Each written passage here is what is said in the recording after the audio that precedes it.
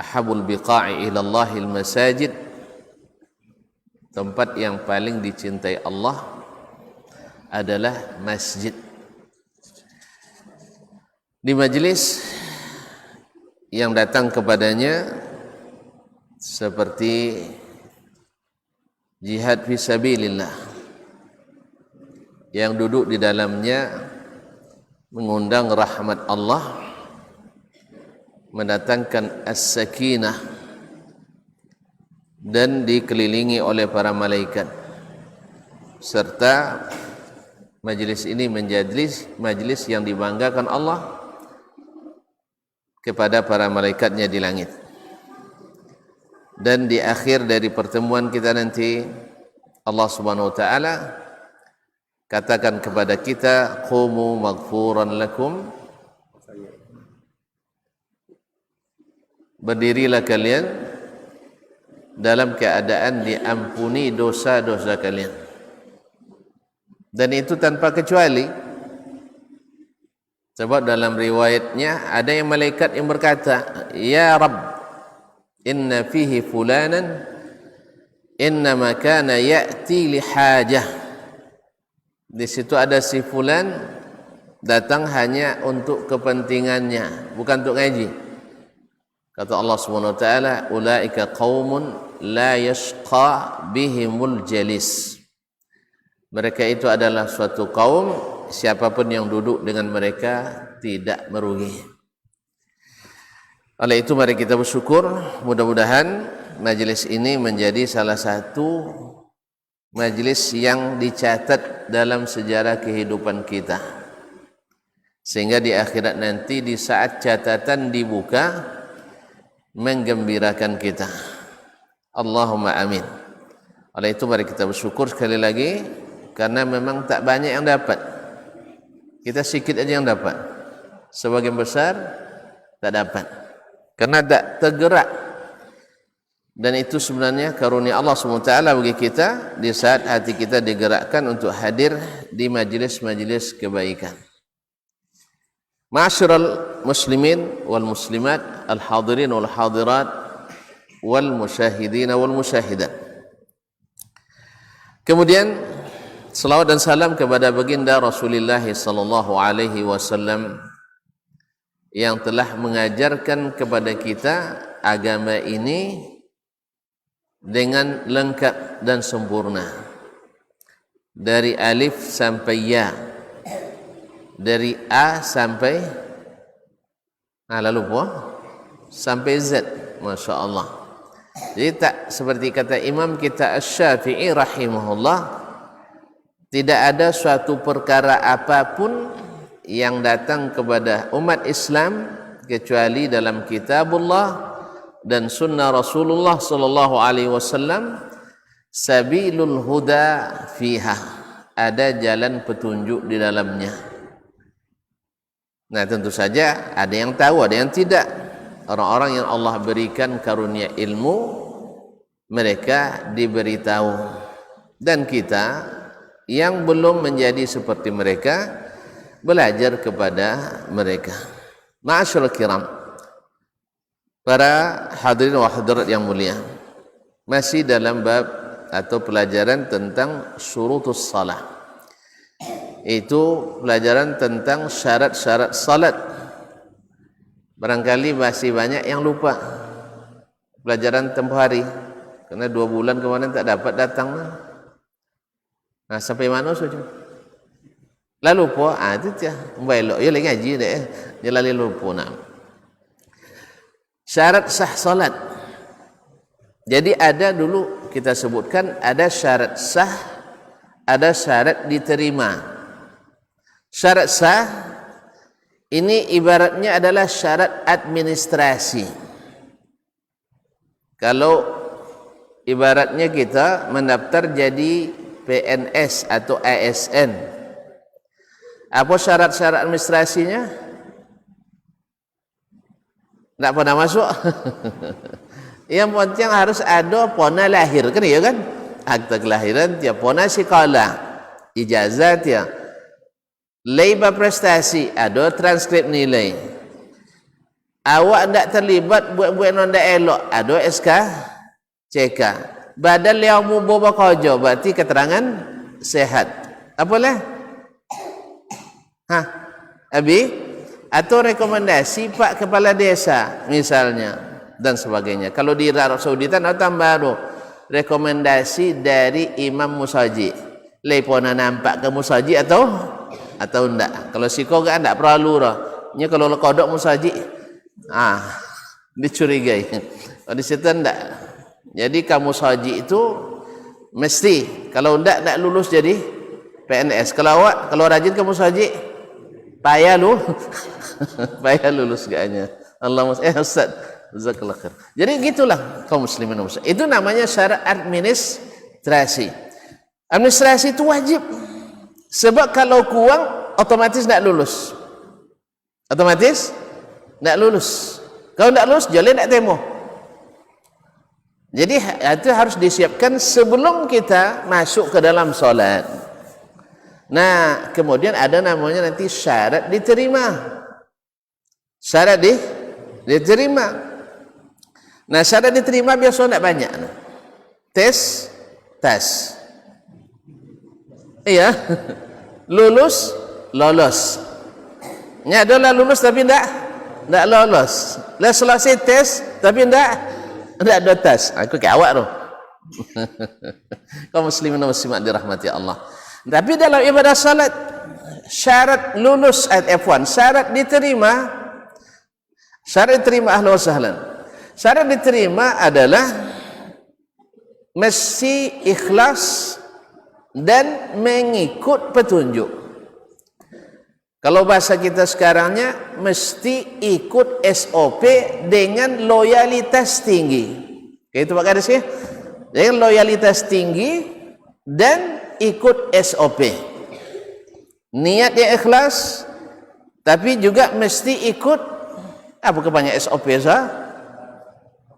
Bos awak enggak sawak dengan ya. Bos uang tapi ikut petunjuk. Seperti apa yang diaturkan itu yang dikerjakan. Ya, enggak ditambah, enggak dikurangi. Itu namanya SOP. Makanya para ulama menyebutkan salah satu bukti syahadataini yang dulu kita pelajari panjang lebar dulu adalah syahadat la ilaha illallah, ibadah tak diberikan kecuali kepada Allah. Kemudian Muhammadur Rasulullah, tidak beribadah kepada Allah kecuali ikut Rasulullah SAW. Kenapa mesti ikut Rasul? Kenapa mesti ikut Rasul? Sebab Zulhikman tidak tahu dia apa yang dikehendaki Allah dalam solatnya. Kecuali dua kan tak jurah?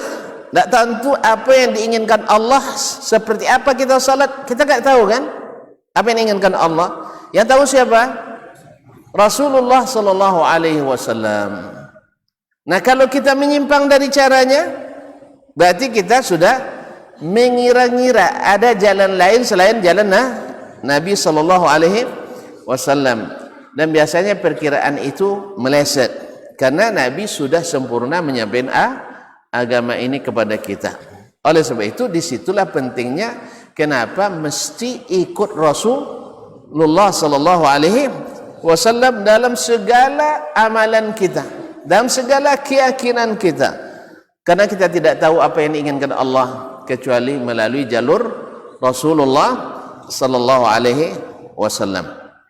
Ma'asyiral karimat al-kiram wal karimat, para hadirin wal hadirat ataupun para musyahidin wal musyahidat dimanapun berada, alhamdulillah kita sudah ambil kemarin syarat-syarat administrasi salat atau syarat-syarat sah salat. Yang pertama kemarin al-Islam. Berarti orang Islam kalau tidak salat boleh kita tegur? Token tidak salat je. Nah, mereka memang tidak salat dah. Salat pun tidak sah salatnya. Tapi kalau orang Islam tak salat, mesti kita ingatkan, ya mesti kita ajak, ya mesti kita bawa. Nah, kalau orang Islam tak salat kita ingatkan. Tapi kadang-kadang marah pula orang diingatkan. Ya, uruslah di sang, ya kan? Nah, Tapi itulah tantangan, itu adalah pahala kebaikan yang Allah siapkan untuk kita. Kaum muslimin dan muslimat dirahmati Allah SWT. Yang kedua, yaitu mesti al-aqlu. Salat itu diterima dari orang yang berakal. Ini kan syarat sehat mental ini. Syarat mental dan itu harus sehat. Mesti berakal. Dan ukuran berakal ini ada diukur dengan, disebut juga dengan balik berakal. Balik berakal. Nah, orang yang berakal, sehingga kalau ada orang yang pingsan, jangan dipaksa sholat. Orang yang sedang mabuk, tidak mungkin sholat. Apalagi orang gila, sekalipun wali. Nah, mana tahu ada wali yang gila pula kan? Nah, ya, makanya tidak wajib sholat karena akalnya sudah tidak ada. Ma'asyiral kiram dirahmati. Yang ketiga kemarin, ini yang terakhir yang kita baru selesai, yaitu at-tamyiz. Yaitu at-tamyiz, yaitu mumayyiz. Mumayyiz artinya sudah bisa membedakan mana kiri mana kanan, kata orang. Mana yang baik, mana yang buruk, mana yang berbahaya, mana yang tidak berbahaya. Kalau lah tentu deh pisau tajam, kalau dikonon ke badan luka, itulah mumayyiz. Lah bisa disuung beli gula, tak cukup beli deh nah. Apa nomor? So beli gula boleh tahu ya. Berarti alu mumayyiz dulu.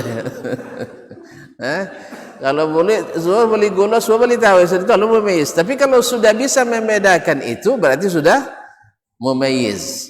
Beli minyak gal, sudah itu beli minyak makannya, itu alu mumayyiz. Jelas? Apalagi lah bisa salam biasa tu kau satu itu kau mau puluh. Itulah biar pada mumayyiz lah. Itulah bisa diantar bini tu. Kaum muslimin dan muslimat dirahmati Allah SWT. Tetapi untuk anak-anak, subhanallah, walaupun mereka belum balik, belum berakal, tapi perlu untuk disuruh salat. Karena salat itu memang berat, perlu latihan. Bila mereka sudah bisa menjaga kesucian masjid, maka mesti dibawa ke masjid. Mesti dibawa ke masjid supaya mereka berlatih salat. Nabi katakan muru auladakum bis salati li sab'. Suruh anak kalian salat umur 7 tahun. Patokan 7 tahun ini pada umumnya anak-anak mumayyiz pada umur 7 tahun. Makanya sekolah dulu umur 7 tahun dulu. Apa tahun dah? Lah sampai telingo. Lah jawab telingo di tangan kanan, lah jawab telingo kanan di tangan kiri. Amba dulu ketika masuk sama akak kan, alun jawab lah tak boleh masuk. Nyanam sangat buat itu. Tapi belok orang kalau sampai dah dulu dah tamat jadi. Kaum muslimin dan muslimat dirahmati Allah SWT. Yang keempat, masuk pada asyartur rabi', syarat yang keempat, yang bersifat administratif, artinya sebelum salat ini harus disiapkan, yaitu raf'ul hadas, yaitu menghilangkan hadas. Menghilangkan hadas. Hadas itu hanya bisa dihilangkan, satu dengan wudu, dua dengan mandi. Yang pertama namanya hadas kecil, yang kedua namanya hadas besar. Hadas besar, yang hadas besar itu penyebabnya adalah satu, junub. Baik junub karena terjadi di alam nyata ataupun terjadi di alam tidak nyata. Apa contoh alam tidak nyata? Mimpi. Tapi ada bekasnya. Ini namanya hadas besar. Atau disebabkan oleh haid atau nifas. Haid dan nifas ini hadas besar dihilangkan dengan mandi. Dan tata caranya dijelaskan dalam sunnah Nabi SAW seperti yang disebutkan oleh para fuqaha secara singkat. Nabi SAW bila ingin mandi menghilangkan hadas besar, pertama membasuh dulu tempat keluarnya hadas dan najis tersebut. Setelah itu beliau berwudu seperti wudu akan salat. Wudu akan salat seperti apa? Yaitu membasuh kedua tangan di luar bejana sebanyak 3 kali. Lebih terkhusus lagi di saat lepas sesudah bangun tidur. Itu lebih tekankan ketika bangun tidur, basuh tangan di luar bejana, di luar tempat wudu itu. Setelah itu berkumur-kumur 3 kali, istinsyaq, masukkan air ke hidung dan mengeluarkannya 3 kali, kemudian membasuh muka 3 kali. Kemudian membasuh tangan sampai siku, tangan kanan sampai siku 3 kali. Kemudian membasuh tangan kiri sampai siku 3 kali. Mengusap kepala dari pangkal depan sampai ke tengkuk dan balik lagi ke depan. Selepas itu langsung diusap telinga sekali. Karena mengusap itu wallahu alam yang banyak syariatnya adalah 1 kali, bukan 3 kali. Walaupun dalam beberapa mazhab seperti mazhab Syafi'i rahimahullah membasuh atau basuh telinga sampai 3 kali dan juga mengusap kepala 3 kali. Tapi yang wallahu taala alam yang paling rajih, yang paling kuat dalilnya hanya satu kali. Sebab 3 kali itu hadisnya riwayat Imam Al-Baihaqi dan Ad-Darqutni dan didhaifkan oleh para ulama. Kemudian membasuh kaki kanan 3 kali sampai mata kaki. Kemudian kaki kiri 3 kali sampai mata kaki. Ini selesai wudu. Nah, setelah itu beliau membasuh atau menyiramkan air ke kepalanya 3 kali dan setelah itu baru menyiram bagian tubuh sebelah kanan, kemudian sebelah kiri dan seluruh tubuhnya. Inilah mandi selesai. Nah, siapa yang berwudu sebelum mandinya dan tidak batal lagi dalam wudu, maka tak perlu berwudu lagi setelah mandi wajib. Nah, siapa yang berwudu sebelum mandi, ya kan dia sudah buang hajat sebelum mandi nih. Ya, buang hajat, buang air kecil, air besar. Habis itu dibasuh dengan bersih, setelah itu berwudu seperti wudu salat, lalu mandi. Nah, selesai mandi, boleh dia melambatkan basuh kaki tadi di akhir mandi. Ya, misalnya wudu tadi sampai hanya membasuh, mengusap kepala dan telinga, habis itu basuh kaki terakhir. Itu juga boleh. Di antara cara mandi Nabi alaihi salatu wassalam. Nah, bila tak batal lagi wudunya di dalam mandi tadi, nanti kan pelajari lagi membatalkan wudu ya. Misalnya buang air lagi. Kan ada orang sebagian kalau asal kena air mandi mesti buang air kecil lagi. Kalau enggak mandi namanya. Walaupun sebelumnya sudah buang air kecil. Atau juga sebagian apabila sudah kena air mesti nak buang angin. Mesti nak buang angin. Maka yang seperti ini dia mesti berwudu lagi setelah mandi. Tapi kalau tidak, dia tidak mesti berwudu, wudu tadi sudah cukup baginya. Ma'asyiral kiram wal karimat yang dirahmati Allah Subhanahu wa taala, ini binisbati li hadas al-akbar, hadas besar, yaitu dihilangkan dengan mandi. Kemudian ada namanya hadas kecil. Hadas kecil di antara penyebabnya adalah ya batal wudu. Segala yang batalkan wudu namanya hadas kecil. Seperti buang angin atau buang air kecil dan besar, atau menyentuh wanita yang tidak mahram. Ya, di sini ada perincian oleh ulama, ada yang mensyaratkan mesti dengan syahwat. Kalau menyentuh biasa, misalnya suami istri bersentuhan tidak ada syahwat, maka tidak batal wudu. Ya, ini menurut mazhab Imam Ahmad dan Imam Malik. Tapi kalau menurut mazhab Imam Syafi'i, tidak, asal bersentuhan batal wudu sekalipun tanpa syahwat. Wallahu taala alam, yang kuat di sini adalah mazhabnya al-jumhur, bahwasanya selama tidak dengan syahwat tidak batal wudu. Wallahu taala alam. Perinciannya ada dalam kitab-kitab fikih para ulama kita. Nah, ini hadas kecil bila atau orang yang pingsan membatalkan wudu, atau muntah atau mabuk, ini juga membatalkan wudu kita, mesti di wudu kembali. Nah, dalam keadaan tidak ada air atau ada air tak memungkinkan memakai air, tidak memungkinkan pakai air, itu dua keadaan. Air ada tapi tak ada untuk diminum. Air ada, bila dipakai berwudu tak mungkin minum, maka yang didahulukan adalah minum atau wudu dulu. Cak lanang mati sudah salat dak apa dah. Allah Subhanahu wa taala memberikan kita segala kemudahan. Maka agama ini yusrun. Ad-dinu yusrun, kata Nabi SAW. Ma syadda ahadun hadha ad-din illa ghalabah. Tak ada yang berkeras dalam agama ini kecuali dia kalah.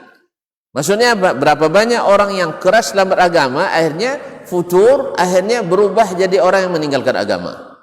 Gara-gara berlaku keras dalam beragama, memaksakan diri. Makanya agama kita adalah yusrun. Nabi SAW, ma khuyyira baina amrayni illa ikhtara aisarahuma. Nabi tak pernah disuruh memilih dua perkara dalam agama ini kecuali dia pilihkan untuk kita yang paling ringan. Yang paling ringan. Makanya di saat Nabi SAW di bulan puasa, semoga Allah sampaikan kita ke bulan puasa yang lebih kurang 2 bulan lagi, InsyaAllah di bulan April akhir ya, awal siap akhirnya ada kaum muslimin dan muslimat dirahmati Allah, awal April, Masya Allah, tabarakallah, semoga Allah sampaikan. Ma'asyarul kiram, dia Nabi SAW di bulan Ramadan, di saat beliau menjadi imam tarawih, malam pertama ramai, malam kedua lebih ramai, malam ketiga tak muat masjid. Kalau kita malam ketiga semakin lapang ya, enggak. Jadi mereka ramai ikut Nabi SAW. Akhirnya Nabi melihat semangat mereka beribadah sunat ini. Akhirnya Nabi SAW malam selanjutnya tidak keluar lagi. Tak mau jadi imam lah. Apa sebab? Khawatir. Kalau terlihat semangat kita seperti itu, takut Nabi SAW hal itu diwajibkan. Karena wahyu kan masih turun. Wahyu masih turun. Maka Nabi SAW khawatir diwajibkan. Kalau diwajibkan kita tak sanggup. Kan tak tolak dah? Makanya awak semakin ke ujung semakin maju. Ya, sebab kita semakin ke ujung semakin maju. Kalau satu-satu biar-biar nyabut contoh iku monciknya. Atau contoh tabu, semakin ke ujung semakin ambau. Naam, Allahumma musta'an. Kaum muslimin dan muslimat dirahmati Allah Subhanahu wa taala. Kemudian Allah SWT jadikan kita yang menjaga kehidupan kita. Bila seandainya air tidak ada kecuali hanya untuk minum sahaja atau untuk makan saja, kalau kita tidak, kalau gunakan untuk wuduk, nanti kemungkinan kita tidak dapat air. Kalau tak dapat air, kemungkinan darurat. Nah, oleh sebab itu dibolehkan kita di saat itu tidak berwudu, diganti dengan tayamum, baik hadas besar maupun hadas kecil. Nah caranya, ya kalau tonton kira-kira caranya gimana? Dulu pernah Umar bin Khattab dan Ammar ibn Yasir radhiyallahu taala anhuma dalam suatu perjalanan, karena diperintahkan Nabi untuk suatu misi dakwah. Dalam perjalanan keduanya mimpi basah. Padahal di padang Sahara kok mimpi basah. Kaum muslimin dan muslimat. Nah, tiba-tiba keduanya harus mandi junub. Tidak ada air. Nah, karena dua-duanya belum dapat ilmunya dari Nabi sallallahu alaihi wasallam tentang ganti mandi. Ganti wuduk sudah, ganti mandi belum. Makanya Umar memakai kias, memakai analogi, memakai pikiran kira-kira. Karena mandi beda dengan wuduk, maka dikiranya tayamum juga mesti berbeda. Apa yang dilakukan oleh Umar radhiyallahu taala anhu? Umar radhiyallahu anhu melumuri badannya seluruhnya dengan debu. Liang-liang deh. Dia teh padang pasir tu. Nak lay lumui badan dak debu. Sebagai ganti mandi. Mandi air diganti dengan mandi debu. Itu menurut pikiran. Sedangkan Ammar ibn Yasir, dia tunggu dulu sampai bertemu Rasulullah sallallahu alaihi wasallam. Akhirnya Nabi katakan, Nabi ajarkan, innama kana yakfika an taqula biyadayka hakadha. Fadaraba biyadayhi syarifatain ala turab, thumma nafakha fihima famasah bihima wajhahu wa kaffaihi. Sebenarnya cukup bagimu, hai Umar, engkau pukulkan kedua tanganmu ke tanah, kemudian engkau hembuskan, setelah itu usap mukamu dan kedua telapak tanganmu masing-masing satu kali. Kalau kali-kali kalau dia mandi lo lihat mandi rabu, makanya mengusap pada umumnya hanya satu kali, tidak 3 kali.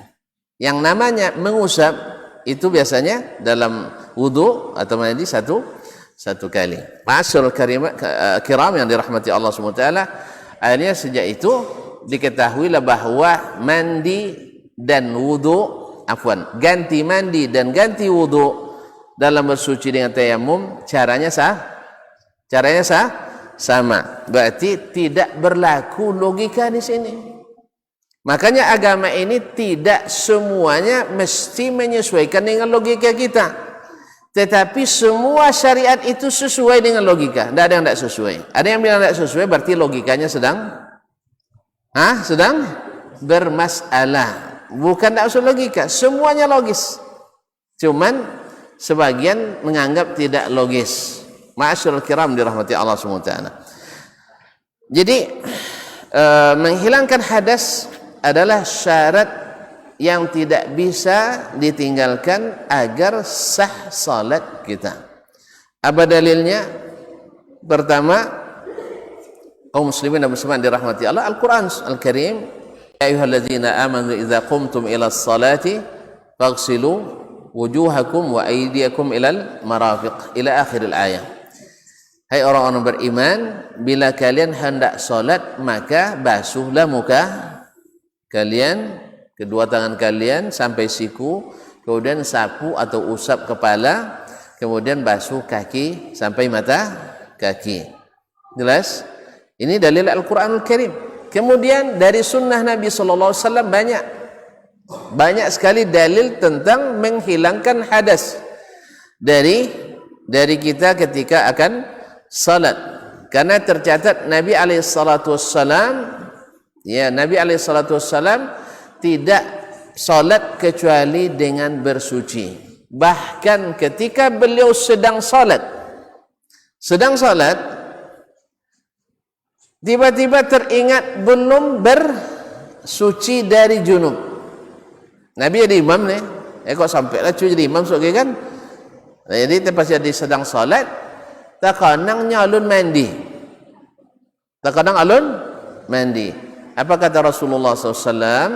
Ala makanikum atau makanakum, tetap di tempat kalian. Kemudian Nabi SAW pergi mandi dulu. Setelah dia mandi, beliau langsung takbir dan melanjutkan salat. Kalau awak kau payah macam itu ya, suruh jalan gantin, awak maju ya, tegang seorang ke depan. Nyawa kau kata dosa tengok batal salat saudoronya. Kemana doa cuca kau kan? Kalau kita kan banyak tak paham tu. Kalau nampak imam hilang diatin sampai kokin. Kalau diatin batal salat lah. Oleh sebab itu, maka ada dua macam imam berhalangan dengan al-bina, yaitu imam kembali ke solatnya tadi, atau istikhlaf, atau menyuruh yang lain menggantikan. Ya, so? Tapi syahid Nabi SAW bahkan dalam solat teringat syaratnya tadi belum, akhirnya Nabi melengkapi syarat itu dulu, dan Nabi kan tidak ada yang menggantikannya. Nabi tidak ada yang menggantikan, tidak mau sahabat. Kalau asal Nabi masih ada, sahabat tidak mungkin menggantikan beliau, kecuali di saat Nabi tidak ada, seperti dalam suatu kisah Nabi SAW pergi mengurus masyarakat yang bertikai. Nah, karena yang namanya bertikai itu lama bondiang kan, terlambatlah Nabi SAW, dah tunggu-tunggu, tak datang-datang. Tunggu 10 minit datang, 20 menit datang, 30 menit datang, hampir habis waktu asar, beliau juga belum. Akhirnya mereka karena takut waktu habis, dah masuk waktu yang sepertiga terakhir, akhirnya mereka salat.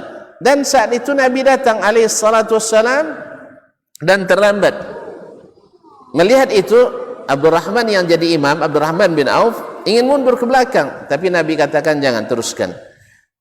Akhirnya Nabi jadi makmum. Jadi kalau ada yang bertanya nanti, Nabi pernah jadi makmum? Pernah. Jalannya Nabi pernah solat terlambat? Pernah. Tapi tidak itu kau jati ayin selebah mulai. Artinya bagaimana sunnahnya kalau terlambat? Nabi pernah juga menjadi masbuk karena ada kepentingan tadi. Ya, kepentingan tadi. Beliau mengira akan ditunggu oleh jemaah, karena biasanya memang Nabi dinantikan oleh para sahabat. Ma'asyiral kiram dirahmati Allah Subhanahu wa taala. Nah, Nabi alaihissalam tetap bersuci sebelum di saat walaupun sudah dalam salat. Qala faman kemudian hadis Nabi alaihissalam yang diriwayatkan oleh Imam Muslim dari Ibnu Umar, la tuqbalu salatun bighairi tuhur. Salat tidak akan diterima tanpa bersuci. Salat tidak diterima tanpa bersuci. Dan bersuci dalam Islam itu terbagi dua, suci hadas, suci najis. Suci dari hadas, suci dari najis. Dan suci dari hadas terbagi dua, yaitu hadas besar, hadas kecil. Menghilangkan hadas besar bisa dengan salah satu dari dua cara, mandi atau tayamum. Kemudian hadas kecil juga dengan wudu atau tayamum. Nah, tinggal lagi pembahasan nanti tentang menghilangkan najis. Kita sekarang sedang menghilangkan hadas. Hadas itu sifatnya maknawi.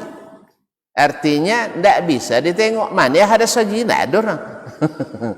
Ya, hadas itu adalah makna yang ada pada diri seorang. Bila dia mengerjakan ini, berarti dia dalam keadaan berhadas. Mana bukti hadas itu? Tak ada bukti fisiknya lah. Jelas ya? Nah, orang hadas itu tidak ada pada badannya hadas itu. Tapi kalau najis ada. Najis itu bisa deteksi dengan bau, bisa dideteksi dengan warna, bisa deteksi dengan rasa. Tapi rasa kok jangan mencoba dunia. Iya, lihat ada najis dijilek tak ada. Tapi kalau seandainya bau ada.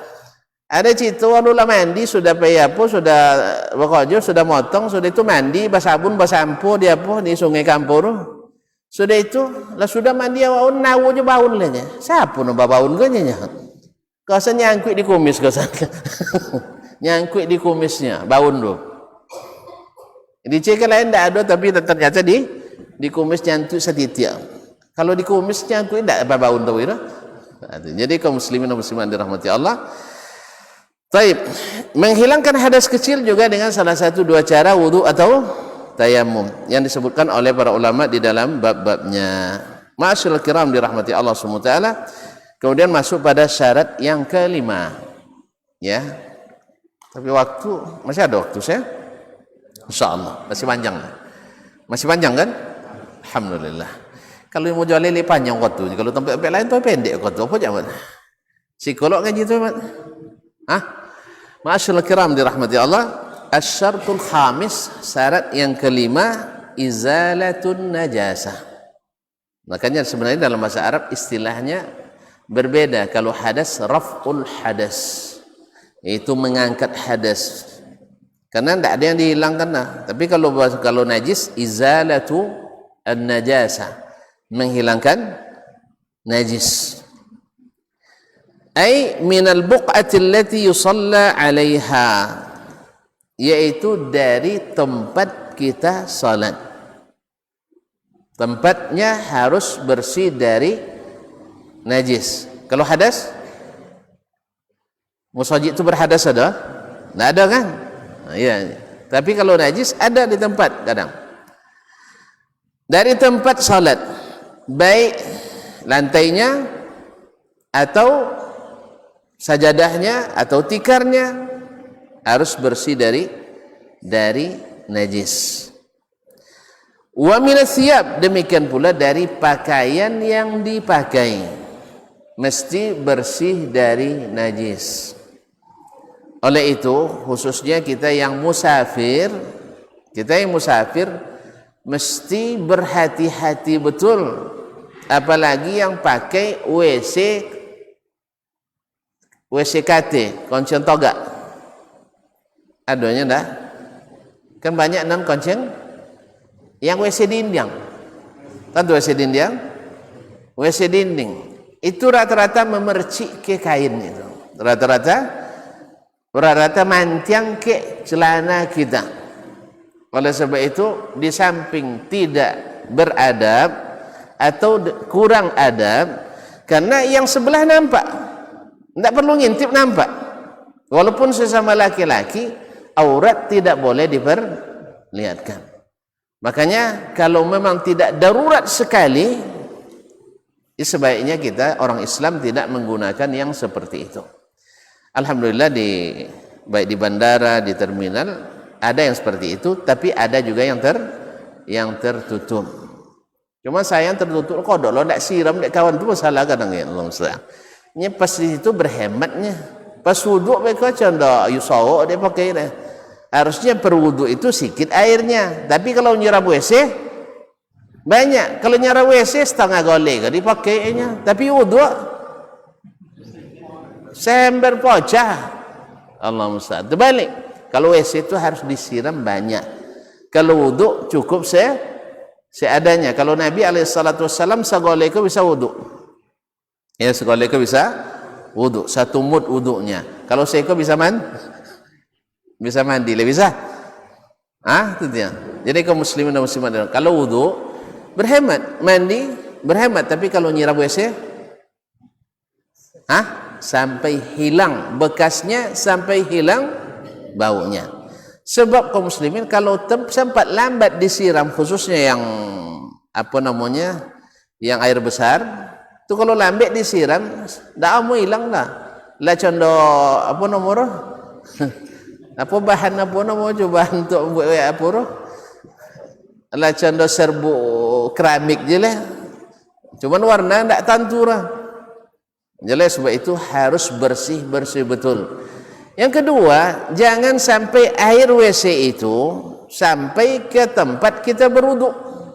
Sampai tempat berwuduk, dia khawatir bagian bagi yang nyiram sedikit-sedikit akan lengket air najis di kaki kita setelah berwuduk. Makanya buat WC selalu, kalau saya ingatkan khususnya di lembaga-lembaga yang saya pimpin, saluran air pembuangan jangan dekat pintu.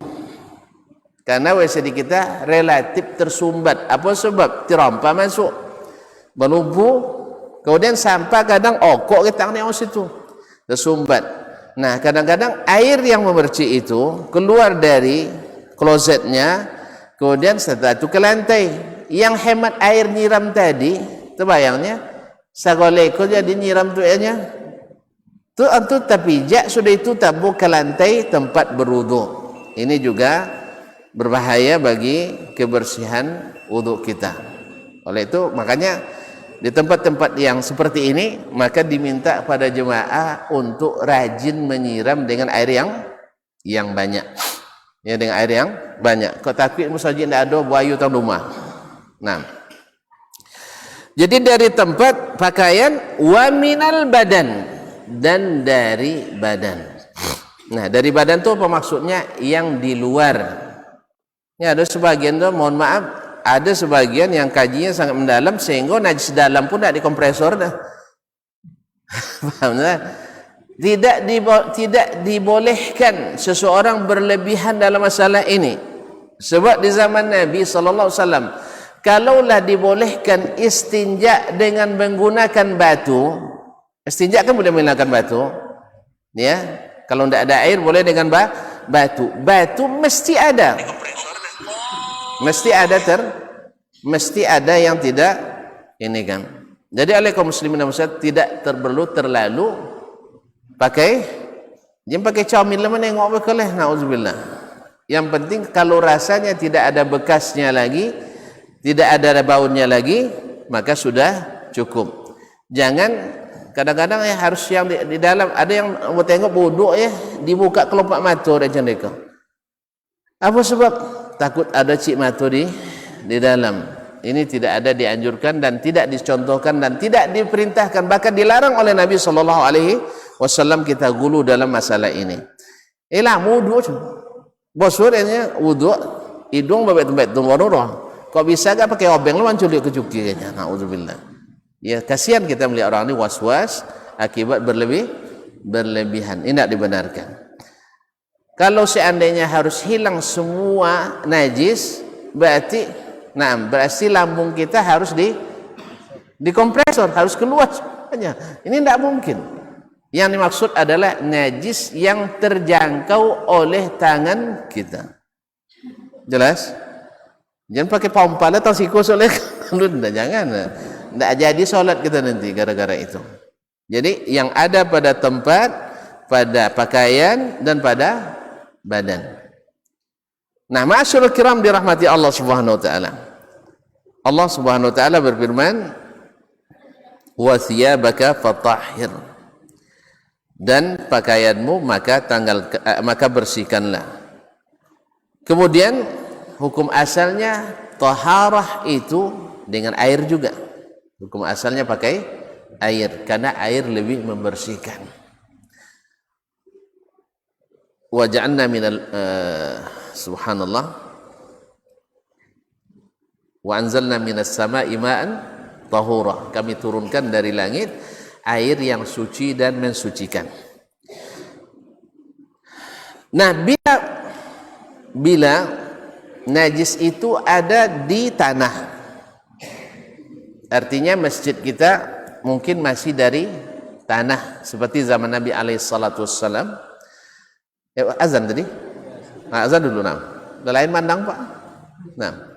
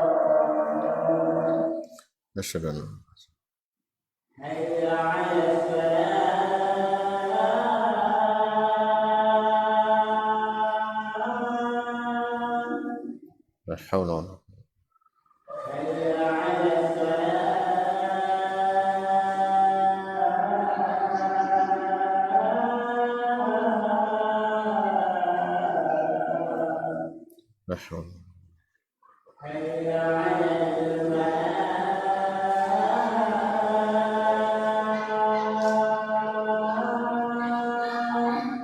La haul.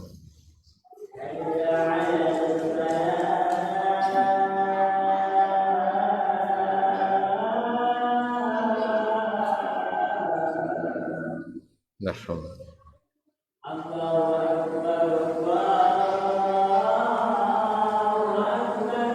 Allah.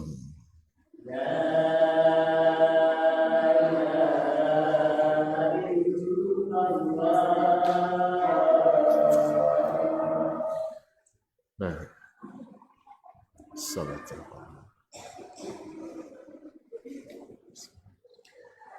Kaum muslimin dan muslimat rahimanillah wa iyyakum. Tadi najis yang ada pada tempat dihilangkan, yang ada pada pakaian dan juga pada badan kita. Nah, yang ada pada tempat seperti pada zaman Nabi alaihi salatu wassalam, para sahabat melihat seorang A'rabi, seorang laki-laki Badui pergi ke sudut masjid, buang air dia di situ. Maka sahabat teriak, "Mah, mah." Artinya kalau bahasa kita, "Hoi, hoi." Gitu ya. Lalu Nabi sallallahu alaihi wasallam mengatakan, "Da'u." Biarkan dia.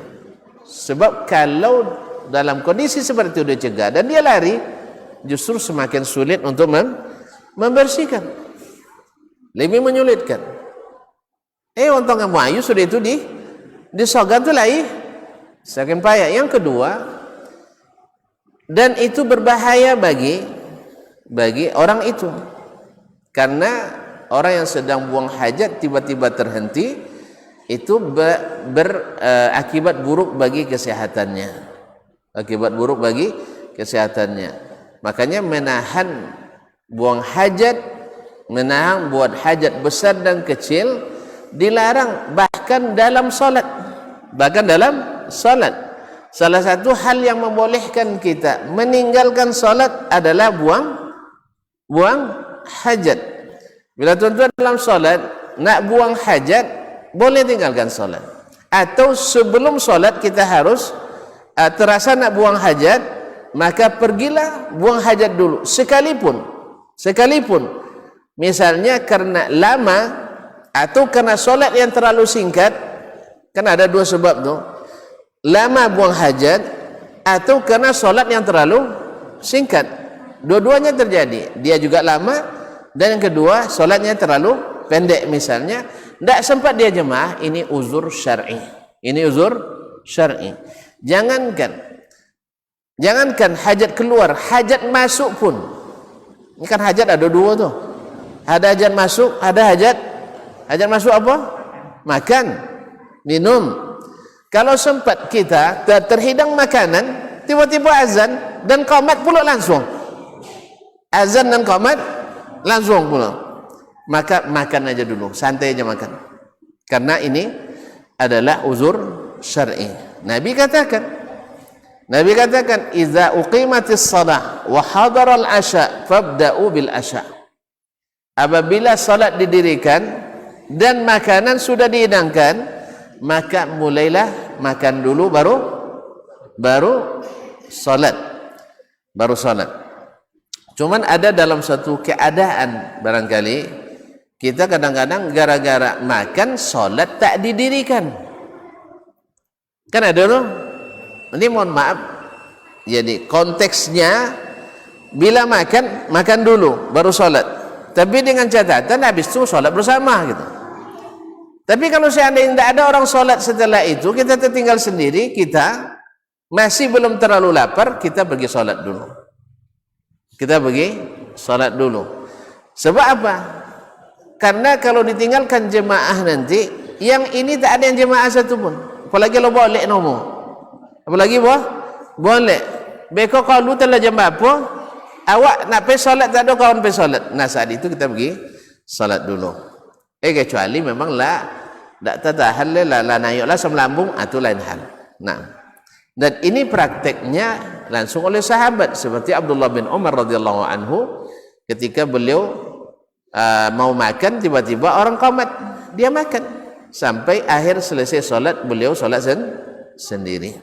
Ini pemahaman sahabat Nabi alaihi salatu radhiyallahu taala anhum ajmain.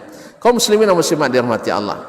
Nah, tadi yang buang hajat tadi di masjid Nabi, buang air kecil di masjid Nabi sallallahu alaihi wasallam, bila hajat kecil dan lantai masjid baru berupa tanah, maka Nabi menyuruh menyiramkan ke atasnya air sekira-kira zanuban minal ma, yaitu zanub itu adalah seember atau segayung air lah lebih kurang yang cukup untuk berwudu. Maka diserahkan air ke situ, kira-kira hilanglah jatuh atau mengalir ke bawah tanah tersebut mengalir ke bawah najis buang hajat tadi. Jadi cukup disiramkan. Kalau lantainya lantai tanah. Ini artinya apa? Bila suatu tempat misalnya, ini kan diambil dari sini. Bila suatu tempat, di situ ada terkubur najis misalnya. Lalu kita sholat di atasnya, di atas tanah yang bersih. Mesti kita gali?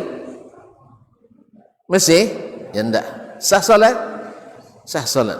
Nah, karena kita tidak di atas najis. Atau kita sholat di atas, di bawahnya WC, septic tank.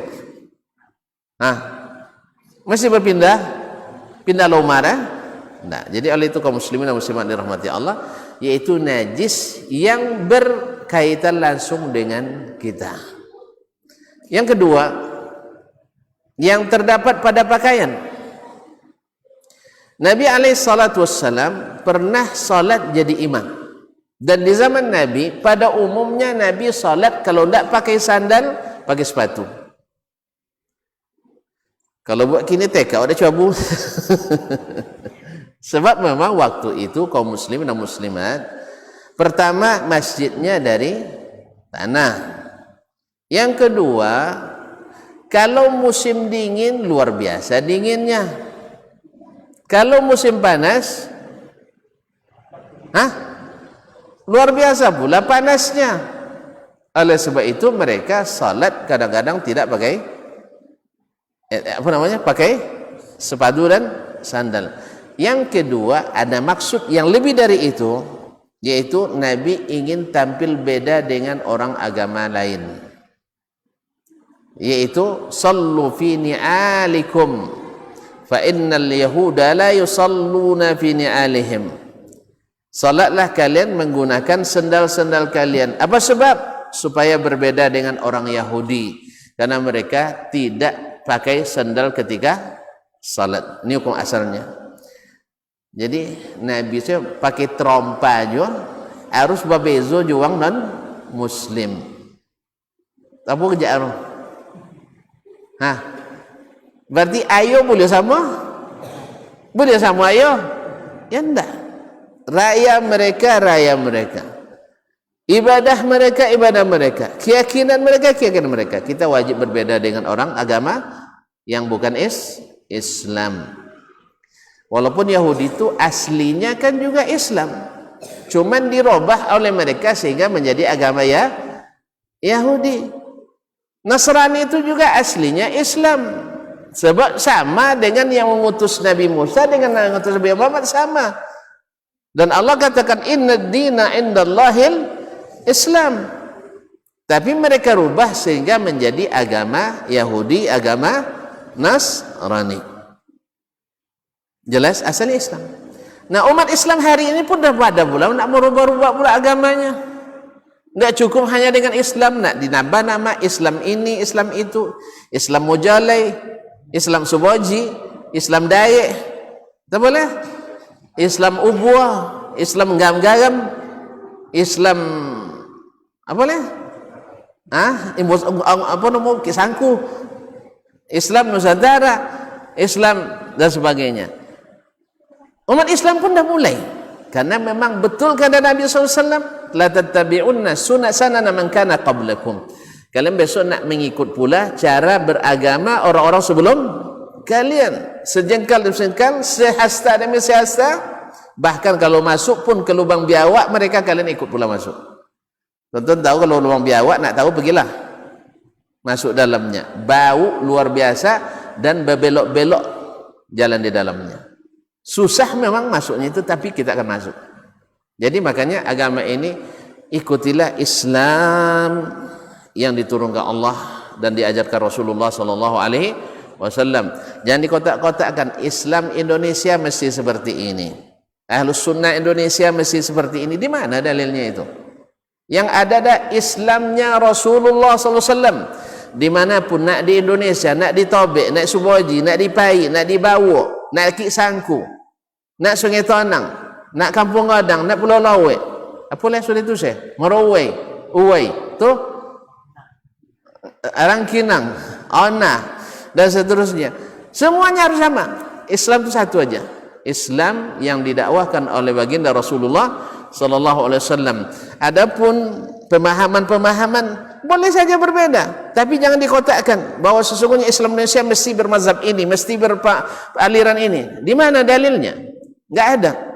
Yaitu adalah untuk ini cara syaitan untuk merusak kita. Sehingga kalau berbeda dengan kita keluar dari kalau keluar beda dengan kita keluar dari Islam, berbahaya ini kaum muslimin. Oh, yang apa mazhab? Syafi'i berarti tidak ahli sunnah.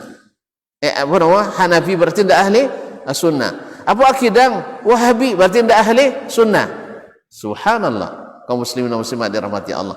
Ini adalah cara-cara syaitan untuk memecah belah kita dan dibisikkan kepada para aulianya sehingga mempersempit Islam yang luas ini. Islam itu luas, tanpa batas teritorial dan politik, tanpa dibatasi dengan status-status sosial dan sebagainya. Islam masuk ke semua ini. Islam yang seperti didakwakan oleh baginda Rasulullah sallallahu alaihi wasallam. Sehingga dengan demikian, andainya di Indonesia ini ada yang berpahaman mazhab Hanafi, Muslim Imam Abu Hanifah enggak? Asah Islamnya enggak? Sah, biarkan mereka nak Hanafi. Ini nak bermazhab apa mazhab Syekh? Maliki. Maliki misalnya. Imam Malik Muslim enggak? Pengikut Imam Malik Muslim pun tak? Boleh tak tinggal di Indonesia? Ya boleh, biarkan aja dia Maliki. Oh, kacau umat. Siapa yang kacau? Dari dulu di Makkah tu ada 4 mazhab orang soleh. Ya, yang bikin kacau itu adalah memaksakan kehendak kita pada orang. Itu yang bikin kacau. Tapi kalau memberi kebebasan, bebaskanlah. Berdakwah silakan. Oh antum Hanafi ya? Di sini Hanafi tidak banyak, nanti kamu dikucilkan. Silakan, itu tidak ada masalah. Antum Maliki bagusnya tinggal di Madinah aja misalnya kan. Apa ke Madinah? Lama tinggal Madinah aja. Nah, tinggal Madinah? Ya, salat di Masjid Nabawi lah, biar sibuk kali salat. Kalau salat di Masjid Salam kan tinggal seperampek gini. Lama hayalam salat ke kan. Iya, kaum muslimin dan muslimat dirahmati Allah. Jelas? Jadi Islam itu luas. Tak dibatasi dengan Nusantara, tak dibatasi dengan benua Afrika, tak dibatasi dengan Amerika. Islam itu semuanya harus mengacu kepada kitabullah dan sunnah Rasulullah sallallahu alaihi wasallam. Soal nak berbeda pemahamannya, ya selama masih ikut koridor dalil dan ikut tak keluar dari mazhabnya kaum muslimin, insyaallah diakomodir. Cuman berdakwah, ini untungnya 10, inti untungnya 50. Lalu kita katakan, coba gale ke sebut salam, untung 10.000 sainya. Tapi kalau gale ten dipokan 1 juta sai, itu tak boleh sampai dah. Tak boleh sampai. Lagi kan? Misalnya baca doa iko buatan Dasman. Ya kan? Kalau iko baca doa buatan Nabi, bukan buatan. Dicontohkan Nabi Muhammad sallallahu alaihi wasallam. Iko pasti ditembok, iko lontan tule. Mana boleh didakwakan? Boleh apa enggak? Boleh apa enggak? Boleh. Menunjukkan ini ajaran Nabi, ini ajaran bukan Nabi, itu wajib supaya umat tidak tertipu. Soal diterima, dia tidak terima resiko. Kadang kalau wangi nyampen kan? Apa tak sampen? Kalau tak siapkan wangi je sampen. Cuma kalau tidak disampen berdosa pula. Sebab Nabi katakan, ayyuma rajulin atahu Allahu ilman fakatamahu aljamahu Allahu yawmal qiyamati bilijami min nar. Barang siapa yang Allah beri ilmu lalu dia sembunyikan dia sembunyikan, dan itu harus disampaikan, kecuali yang tak boleh sampaikan, okeylah, dan wajib disampaikan. Lalu yang tak sampaikan, maka hari kiamat dikekang mulutnya dengan api neraka. Kira-kira mana nak mau disabut doang koye kaji daripada nanti dikekang dengan api. Mana senang? Hah? Mana senang? Amo sampen le. Kan sampen lo elok jangan ngiwangi, jangan paso-paso. Gitu ya. Sampen le elok jangan ngiwangi, jangan paso. Apalagi memfitnah. Itu fitnah itu lebih bahaya. Pokoknya asal tak sama kaji jawab, itu sosek. Tak ada kita gitu. Yang kita bilang adalah kalau keluar dari kitab dan sunnah, keluar dari kitab dan sunnah tersesat. Yang bilang itu Allah dan Rasul, bukan kita. Kita hanya menyampaikan, ya, wa anna hadza sirati mustaqiman fattabi'u. Inilah jalanku yang lurus, ikutilah. Wala tattabi'us subula. Jangan ikut jalan-jalan yang banyak. Fatafarraqa bikum an sabilillah. Au sabilih. Sabilillah. Sabilih. Jangan ikut jalan yang banyak, nanti kalian terberpecah belah atau tercerai-berai dari jalan Allah. Nah, itu kata Allah. Dan Nabi membuat garis di tanah. Lalu ini jalanku yang lurus, ikut ini. Dan di kiri kanan dibuat garis-garis kecil oleh Nabi sallallahu alaihi wasallam. Ini subulus syaitan. Ini jalan-jalan Yang bilang syaitan siapa? Nabi alaihi salatu wassalam. Tidak boleh sampai dah. Lain kan? Ya. Cuman kau nak lambun kena. Itu aja kan? Ya, lambun kena.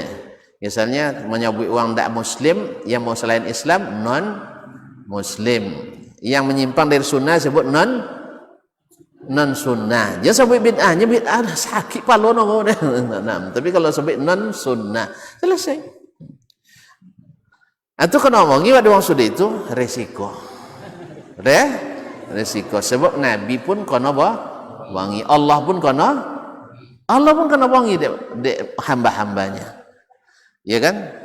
Kan Allah kena wangi deh. Di debat dengan Quraisy, laula nuzila hadzal Qur'an ala rajulaini minal qaryataini azim. Kenapa ala rajulin minal qaryataini azim? Kenapa Al-Qur'an ini tidak diturunkan Allah ke seorang pembesar dari dua negeri Mekah atau Taif? Kan wangi kalau Ta'ala. Apa dek ke Muhammad? Ini kenek bau. Kan ada orang lebih senior padanya. Kan ada lebih senior dari Imam Muhammad sallallahu alaihi wasallam. Tak wangi nomor. Wangi kalau Ta'ala, wangi. Orang Quraisy juga mengatakan, andainya agama ini benar, Al-Quran ini benar, maka turunkanlah hujan batu ke kami. Diancam Allah Ta'ala dah untuk membuktikan benarnya itu. Jadi oleh sebab itu kaum muslimin dan muslimat dirahmati Allah, Nabi Musa alaihissalam pernah ngadu ke Allah Ta'ala. Musa ngadu ke Allah Ta'ala alaihissalam. Apanya? Ya Rabbi, innan nas yaquluna fiyya ma laysa fiyya. Orang banyak memfitnah saya. Nandak dan buat sabui dan buat, nandak dan suruh sabui suruh.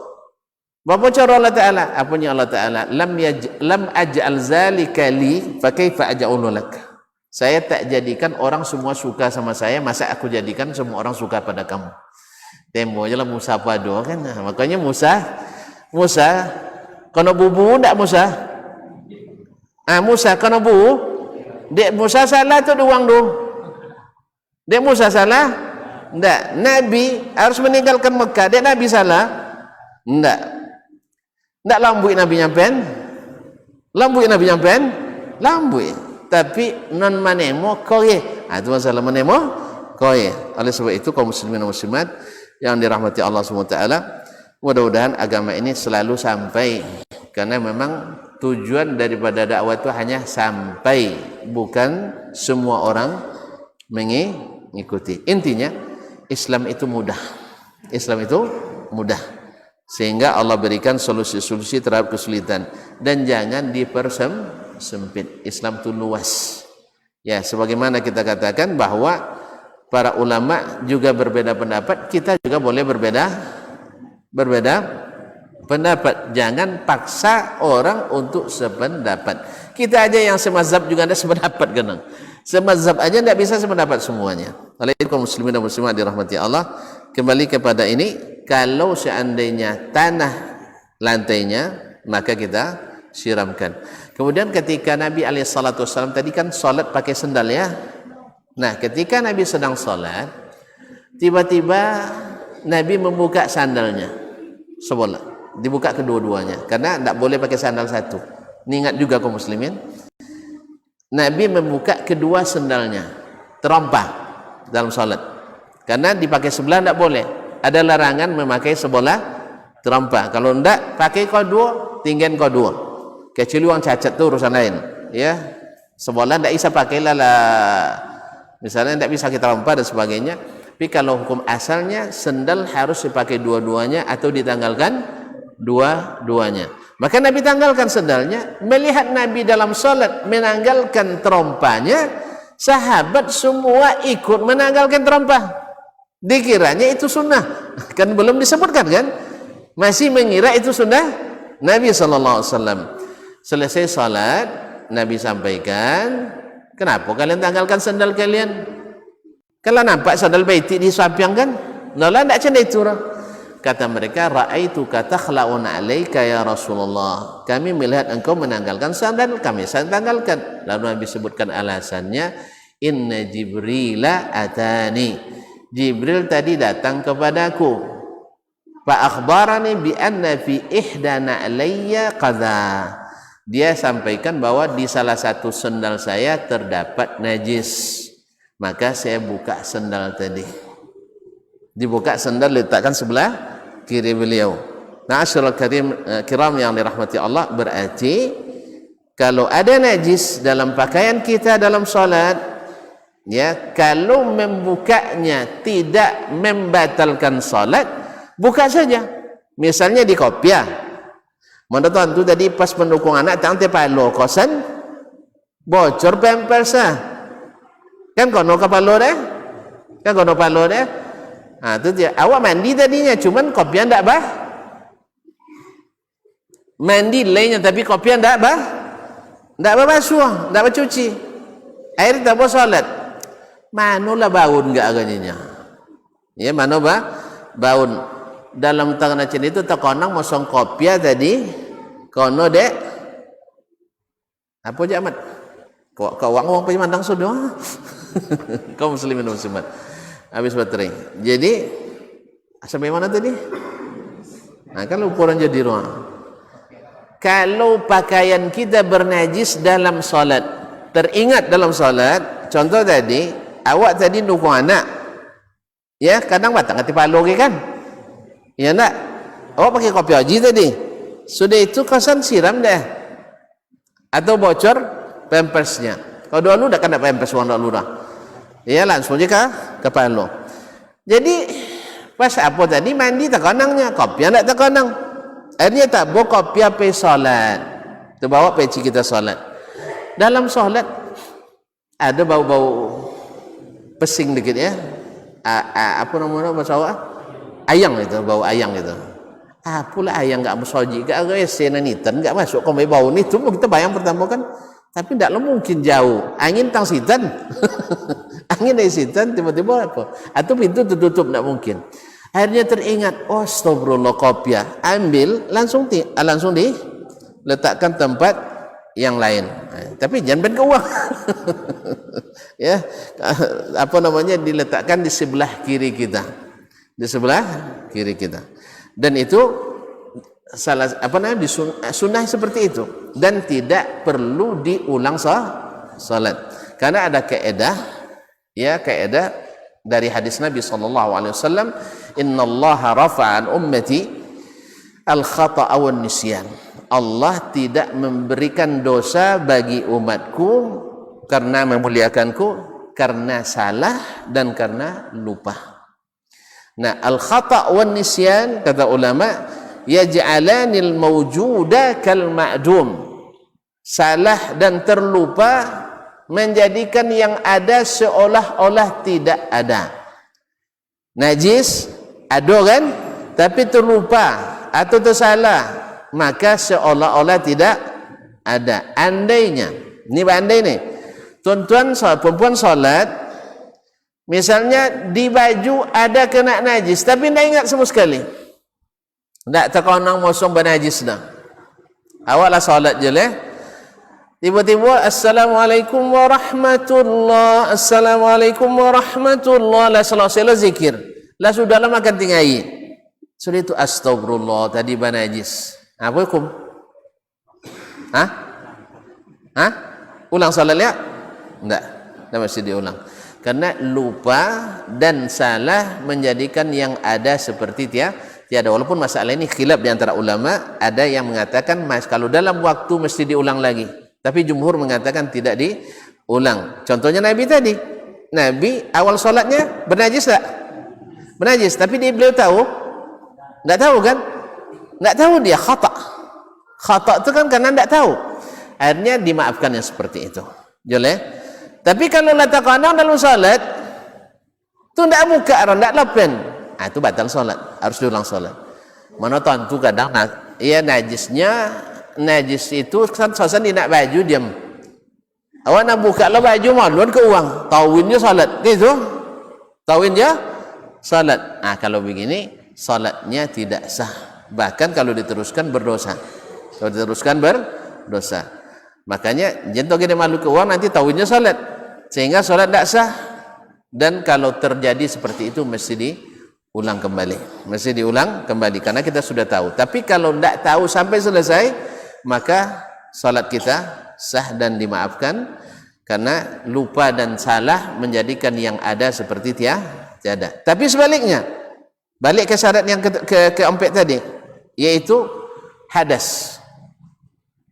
Awak solat ternyata alun wudu. Lah sudah solat potongan deh, alun tadi biar semayang leh. Apa cara? Ulang solat, wudu dan ulang solat. Apa sebab? Lianna al-khata' wa nisyan la yaj'alani al-ma'duma kal mawjud. Sebab lupa dan salah tidak menjadikan sesuatu yang tidak ada seperti ada. Kebalikan tadi. Ya, kebalikan tadi. Yang ada tidak ada tidak menjadi ada, tapi yang ada seperti tidak ada. Jelas? Contoh dalam kehidupan, ya, awak misalnya botang. Nyalun bayu lah. Lupa asal bayu atau alun bayu. Nah, contoh itu apa kah? Hukum asalnya alun di bayu. Kecuali ada bukti. Mosong ikeh buktinya. Kalau zaman kini kan seadangnya, tinggal dia apa? Dia pun nomor screenshot nomor. Dia apa, di foto aja kan? Iya. Fotonya pas mana mau piti loh. Nah, kan fotonya mau piti. Akhirnya enggak nampak dah cu. Tanggal 20 Januari 2023. Mana tuan tu tercapek bayu kan?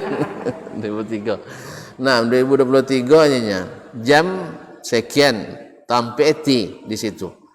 Itu bukti. Nah, kalau ada bukti kan enggak lah. Tapi kalau seandainya tak ada bukti, maka hukum kembali ke hukum asal tadi. Hukum asal enggak suci. Maka kita ulang kembali salatnya. Wallahu taala alam.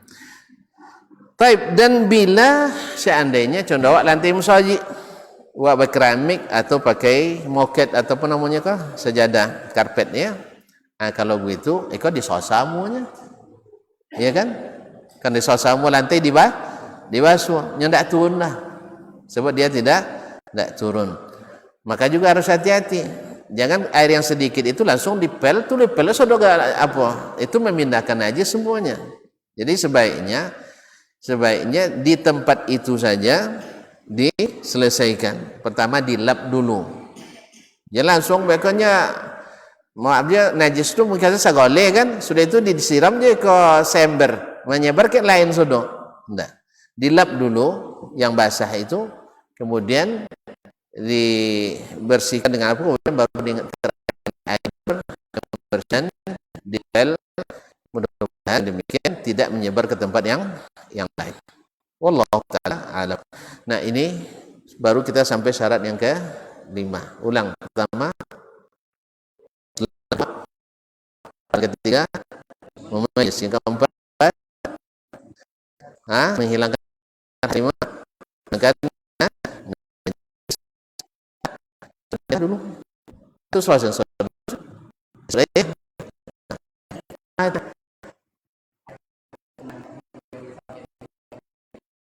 Sunnah. Kalau sampai masuknya misalnya tentang ya tentang yang ada terjadi ya barangkali ada untuk menyampaikannya, tidak pas waktu untuk menyampaikannya. Misalnya cenekom kan bil misal yattadihul maqal min Arab. Ada seorang kepala suku di Afrika. Beliau tu juga merangkap bupati. Ini kalau di Afrika tu kepala suku lebih tinggi pada wali desa lah, lebih tinggi pada bupati lah. Taat uang dulu pada taat ke kepala suku pada bupatinya. Akhirnya bupati lu masuk Islam. Masuk Islam. Sudah itu dia orang godang dibuatlah acara godang. Istilah boleh lah tiba. Untuk mengucapkan syahadat tu dihadirkanlah jemaahnya. Anggota sukunya aja 30,000 orang. Lebih. Kan godang suku ru tak? Awak kalau buat acara misalnya suku awak, suku Domo misalnya, terkumpul 30,000. Tak ada kan? 30 apa ya kadang ya? Baik. 30,000 orang kumpul. Dihadirkanlah pejabat dari negara sahabat, ada juga waktu itu utusan dari kedutaan besar Arab Saudi, ada syekh dari Mekah dan sebagainya. Menengok itu, nengok orang banyak tu, isaunya jadi. Kalau masuk Islam, dan dianggap dan sebagai pimpinannya lah tu tidak. Dia ditetapkannya. Heraklius kan itu juga kan. Lakukan Muhammad betul olehnya dengan cerita disampaikan oleh Abu Sufyan. Tapi ketika dia lihat para pembesar agamanya mereka Nasrani dan para panglimanya tidak siap untuk masuk Islam, akhirnya dia mengurungkan diri tidak jadi masuk Islam. Kembali yang tadi, takutnya akhirnya masuk ke luar dalam 2 jam tak luka lur acara nak mulai lah lewat 2 jam. Akhirnya tanya Syekh, waktu itu yang hadir ada Dr. Muhammad Babil Karim Al-Khudair, beliau yang ceritakan langsung ke kami dalam acara. Jadi beliau hadir dan dia langsung menceritakan, tanya kayak kemanakannya aneh opang tadi sebenarnya dalam apa dia tak kalau inyo agu jadi tak jadi bisa syahadat ikon. Apa saya buat nengok orang banyak ke? Nengok orang banyak. Akhirnya saya bisikkan ke kemanakannya itu, tolong sabun ke apang do. Kalau jadinya masuk Islam mereka akan dan baik akan saya berikan dia hadiah, 3 hadiah. 1 haji dan umroh gratis inyo sekeluarga. Tanggung-tanggung. Nah, yang kedua, Allah akan mempertemukannya dengan gubernur Mekah.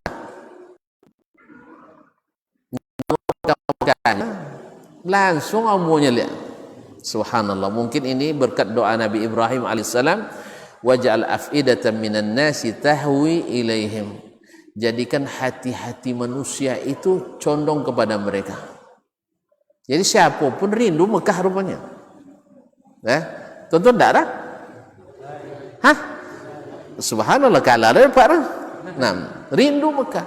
Akhirnya kalurnya langsung syahadat. Dango dapat pekama ke Mekah sini. Subhanallah. Nah, tentu setelah syahadat biasanya orang tu ya berpesta lah. Akhirnya keluarlah grup penari. Penari tu. Sahabat dia Syekh, wallahi ma ra'aitu raqsan abda min zalik. Saya tidak pernah melihat tarian yang lebih dahsyat dari tarian itu. Semuanya laki-laki. Tahu nggak laki-laki dulu? Dari, ah? Iya itu ya. Juga Afrika tuan-tuan tahu lah. Acu Michael Jackson di mana? Dari Afrika. Siapa lagi? Tidak tahu dia. Pokoknya yang banyak itu kan di situ. Biasanya gang musik, suka hiburan. Tengok, banyak tarian di mana? Dia kesenangan duit tu dia payah duit. Dia payah duit. Awak? Iya juga kan? Dia senang duit, dia payah duit. Jadi terpaksa kreatif orang-orang yang musikin-musikin tu untuk buat hiburan. Nah, dai yang tadi dengan sebab inya dengan izin Allah masuk Islam bupati tadi, bisa angkat syekh. Iko kalau sudah iko biasa tiba lo enggak di nari lesenya. Kalau jantan kan tak apa orang kan? Nanti no? Jangan syekh tak boleh nari dek. Allah musta'an. Akhirnya apa kata syekh? Iko tak boleh sabut kini kan? Paham curnya? Iko jangan sabut kini longnya. Tak lo jadi masuk Islam dia kodanya. Murtad lewat dia ke? Sebab beliau orang tu lahir dari dunia seperti ini. Bila ada pesta mesti nari. Paham jadinya? Alah, iko Allah boleh sabut kini lah. Sampailah mantap Islamnya nanti. Jelas? Jadi ada hal-hal yang belum waktunya disampaikan. Ya sampaikan dulu. Kalau pernah terjadi di Saudi di Damam, ada para teknisi dari Korea 8 orang senior itu bekerja di Aramco, di perusahaan minyak. Masuk Islam 8 orang. Banyak kan? Bawa kamu saja itu syahadat. Tiba-tiba ada anak bujang semangat dan tak tahu cara berdakwah. Nengok mata-mata sipit, kalau kan sipit orang tu. Pastikan kalau sipit orang tu orang kapiunya kan. Tanya, nek ikau lah bersunat dengannya. Bobo kamu saji. Mana orang ibu-ibu tadi, antum menarik perhatian bagi yang balapan tadi apa nyedonya. Nampak terjemah bahasa Inggris tidaklah terlalu apa-apa orang. Sabuin dia tuan-tuan lomba sunat lehnya, apa dek kamu saji bonya. Nyapo sunat dunya. Di jalan dia basuh-basuh ndak basuh halus, basuh kasar kan. Ambil guntiang dikoreknya. Onde. Akhirnya ndak jadi masuk Islam. Itu contoh cuy ya. Jadi ada yang harus didalun, ada yang dikudiankan. Ndak mau serentak saudara. Jadi ada hal-hal yang kalau syahadat hilang kan hilang sodo. Tapi kalau nari je kan hilang saudara. Baginya mungkin Allah berdosa le. Awak janji dia dulu. Sudah habis. Sudah habis. Nanti saya berangsur dia buku kajian. Akhirnya ketahui sendiri bahwa komitmen la ilaha illallah ya. Meninggalkan segala maksiat, khususnya maksiat dalam keyakinan. Alah, tambah jule. Ya, lah paham kan?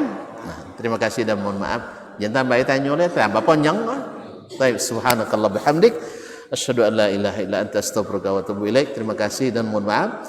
Wassalamualaikum warahmatullahi wabarakatuh.